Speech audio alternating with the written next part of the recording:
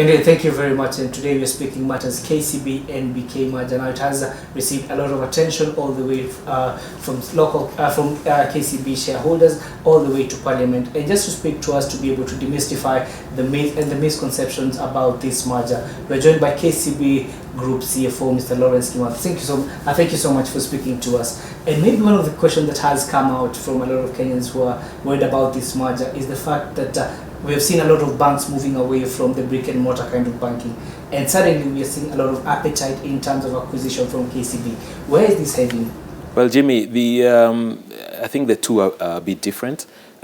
Moving from brick and mortar is something that I think will maybe gather steam a bit later. What banks are doing right now is getting digital channels to help their customers be more efficient in interacting with banks. Many customers don't want to necessarily come to the banking hall, so we're giving them alternatives on how to interact with the banks. That does not mean that banks do not look at acquisition of what they deem to be good assets and good transactions like KCB is doing with NBK. Earlier on, KCB as a group, you had promised about a 20% average on returns for the shareholders. Is this still the case? Absolutely. KCB has consistently given its shareholders above 20% return. We've consistently paid dividends. In fact, from 2015 to date, our dividends have moved from 2 shillings per share. The last dividends we paid were 3.5 shillings per share. So we are always giving our shareholders their value. When you look at total shareholder return, which is a combination of the dividends paid plus capital appreciation of the share price, KCB ranks quite high in terms of shareholder return to its shareholders. What kind of response are you getting from NBK shareholders? We've gained a lot of momentum. Unfortunately, I'm prohibited by law to talk about the status in public.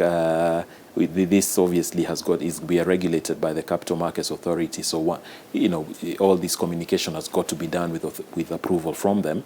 So I cannot tell you where we are, but all I can say is that the progress is quite good. All right, now there have been a lot of concern, and of course some of them coming from Parliament, and also some of the analysts are saying that this whole transaction is targeted at specific accounts that are currently held by NBK. Is this the case?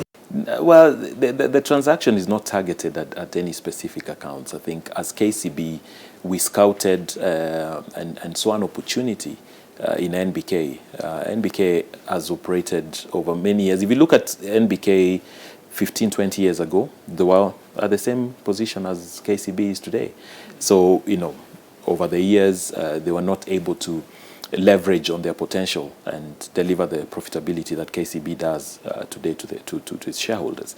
We spotted that opportunity and made a decision, made a valuation, considering that we do need to capitalize NBK. Everybody knows that they are operating under below the capital adequacy requirements of the central bank. So we'll have to inject in capital to be able to unlock the big potential that we've seen. How much is KCB looking to inject?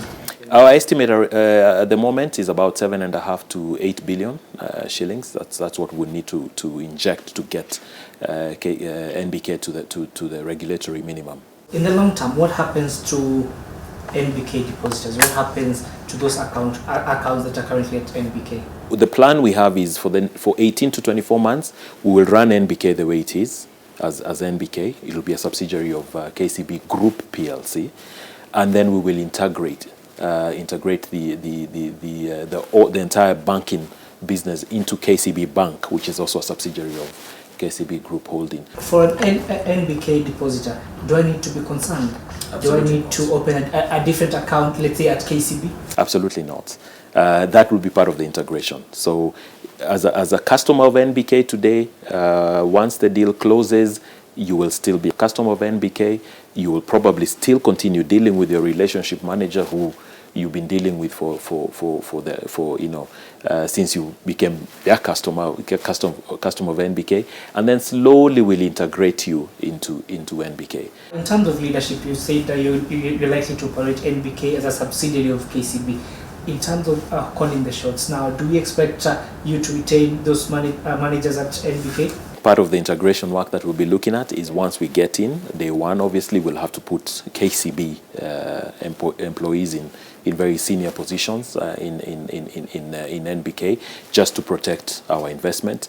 Just like when you buy a house, you